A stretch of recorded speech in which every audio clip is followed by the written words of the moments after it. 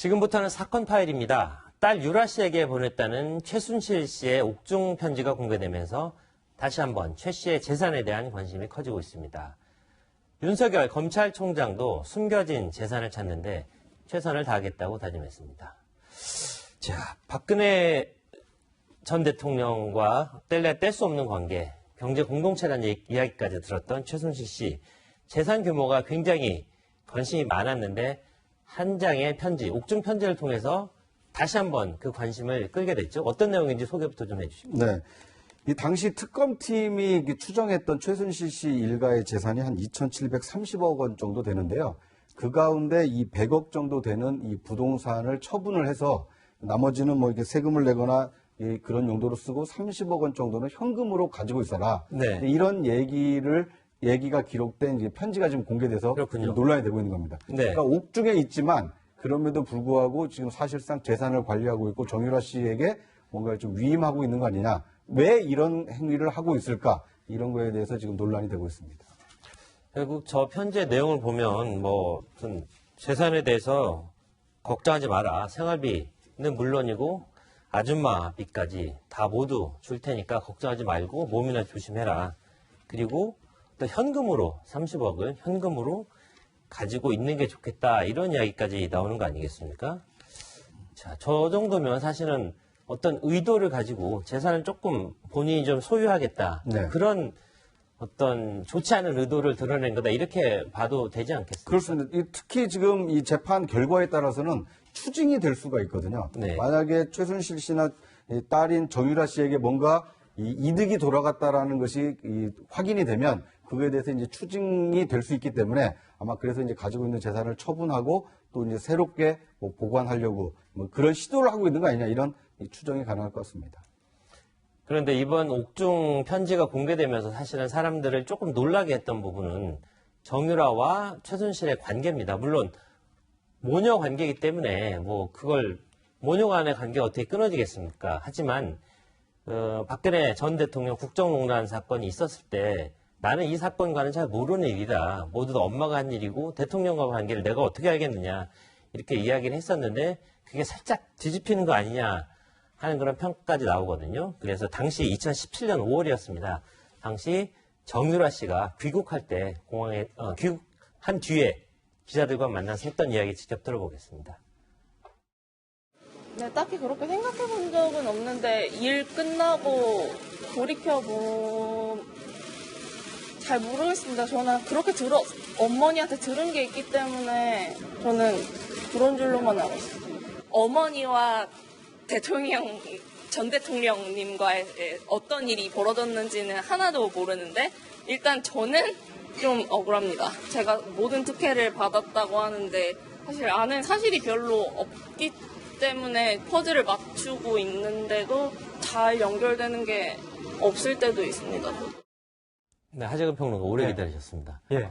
저 얘기 보면 엄마 탓으로 일단 다 돌리는 것 같고요. 그다음에 뭐 특검 도움이다 뭐 이런 이야기를 할 정도로 특검에 도움이 되는 엄마에게 불리한 예. 그런 진술도 계속 했었잖아요. 그리고 나서 한국에 와서도 구치소 면회도 잘 안 간 거로 그렇게 알려져 있는데 네. 저게 어떻게 보면 다 전략적인 움직임이었을까 하는 예. 그런 의문도 좀 드는 것 같습니다. 그 당시에 정유라 씨가 나는 모른다.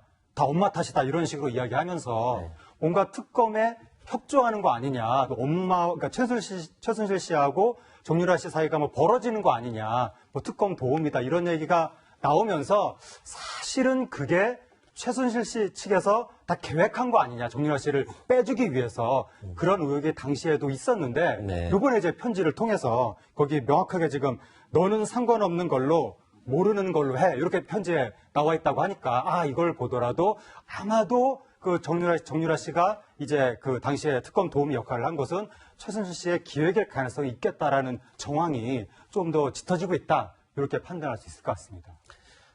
네, 옥중 편지가 공개된 건 당연히 해당 언론사의 어떤 치열한 취재로 인해서 공개가 됐겠죠. 그렇지만 꼭 그렇지만도 않다 이렇게 생각하는 사람들이 있는 것 같습니다. 자, 이 옥중 편지가 공개된 거에 대해서 이경재 변호인이죠. 지금은 사임을 했지만 이경재 변호인의 이야기를 직접 들어보겠습니다.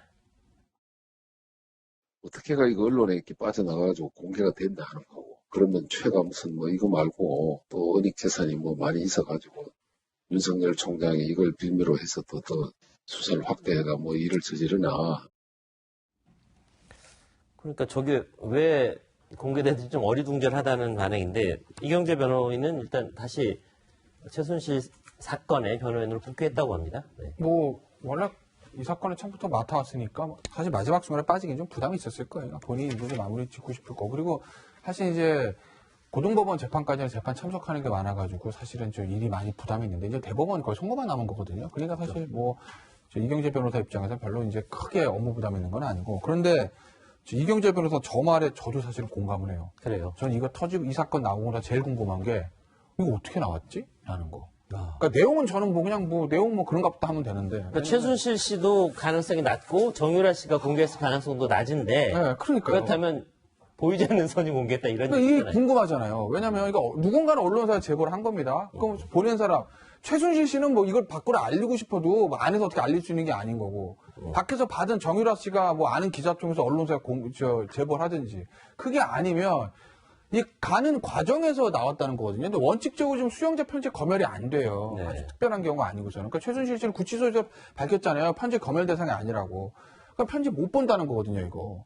이게 어떻게 밖으로 나왔나? 예를 들어서 이런 건 있어요. 그러니까 예를 들면 정유라 씨가 일반 접견, 그러니까 변호인 접견이 아니라 일반 접견을 갔는데 우리 이제 보면 쇠창살 놓고 접견하는 거 있잖아요. 거기서 최순실 씨가 정유라 씨한테 한 얘기, 이건 밖으로 나올 수 있습니다. 왜? 그거는 행영법상 녹음이 가능하고 그 녹취는 검사가 볼 수 있기 때문에 딱 보고 이 사람들 뭐 또 재산 빼돌리라고 하는구나 하고 언론사에 알려줄 수 있어요. 그건 나올 수 있어요. 네. 근데 편지는 볼 수가 없거든요. 근데 이게 어떻게 나왔는지 전 이게 진짜 궁금합니다. 내용보다. 네. 뭐 공개된 사연이야 뭐 그렇다 쳐도 어쨌든 은닉 재산이 있다면 찾아내서 환수해야 되는 게 맞는 것 같은데요. 자, 이 편지 공개된 직후에 윤석열 전 검찰총장이죠. 국회 취임 인사차 갔는데 거기에서 또 이 문제가 거론된 거 아니겠습니까? 그렇습니다. 이 윤 총장이 직접 이 최순실 씨 재산을 언급을 했기 때문에 이제 검찰 수장 아닙니까? 네. 그래서 최순실 씨의 은닉 재산에 대한 검찰 수사가 본격화되는 거 아니냐. 마침 지금 이 편지까지 공개가 됐기 때문에 네. 뭔가 재산을 좀 처분하고 있다. 네. 그러면 빨리 그 수사를 통해서 재산을 확보해서 이 처분하지 못하도록 해야 되는 거 아니냐. 이제 이런 여론이 생길 수 있는 거거든요. 뭐 그런 점에서 보면 굉장히 이 미묘한 시점에 편지가 공개됐다 이렇게 볼 수 있을 것 같습니다. 그렇군요. 조배석 의원의 질의에 많은 재산이 숨겨져 있는 것 같다. 다만 사유재산에 대한 정보 보호가 강해 접근하기 어려운 점은 있다. 그러면서 어쨌든 검찰 혼자 하는 게 아니잖아요. 검찰 하는 게 아니기 때문에 국세청과 공조를 통해서 현재 최순실 은닉 재산에 대한 어떤 수사가 진행 중이다. 이런 이야기를 했습니다. 자, 이런 가운데 또 최순실 재산 규모 관련해서 또 난데없는 또 논쟁이 또 벌어지고 있는 거 아닙니까? 안민석 의원 그리고 배현진 전 대변인 갑론을박이 이어지고 있는데 또 어떻게 된 얘기입니까? 예전에 안민석 의원이요. 네. 그 최순실 재산을 찾아야 된다. 그 재산 찾기 특별법을 만들어낸다. 그러면서 이제 방송에 라디오 방송에 나와서 굉장히 이 얘기를 많이 했어요. 그렇죠. 최순실 재산 찾는 근데 당시에 의원들이 협조를 안 해준다. 이런 얘기까지 해가면서 했습니다. 그러니까 근데 그때 이제 최순실 재산이 300조다 400조다 이게 이제 그런 얘기를 했는지에 대한 이제 사실관계 판단인데 결국 배현진 예전 MBC 아나운서 지금 자유한국당 송파을 당협위원장을 하고 있는데 네. 그 배현진 위원장이 본인의 SNS에 아니 이거 지금 나라가 어려운데 저 최순실 씨 300조 재산 안민석 의원이 찾는다면서요. 그러니까 문 대통령님 안민석 의원 외국 유럽 보내가지고 찾아오게 하세요. 그거 환수만 하면 우리나라 지금 외자도 도움이 되고 좋은 거 아니겠어요? 이렇게 얘기를 합니다. 네. 그러니까 어떻게 보면은 안민석 의원을 굉장히 돌려서 비판하는 그런 내용이죠. 그러니까 안민석 의원이 내가 언제 300조, 400조 있다고 얘기했어? 라는 얘기를 하는 거예요.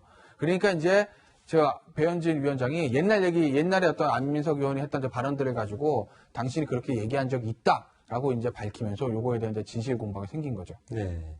어쨌든 안 의원은 본인은 어떤 사명감을 가지고 어떤 유럽 국가와 미국을 다니면서 재산을 추적했다는 정도의 이야기를 하고 있고요. 본인 입으로는 최순실의 은닉 재산이 300조다, 400조다 이런 이야기는 한 적은 없다.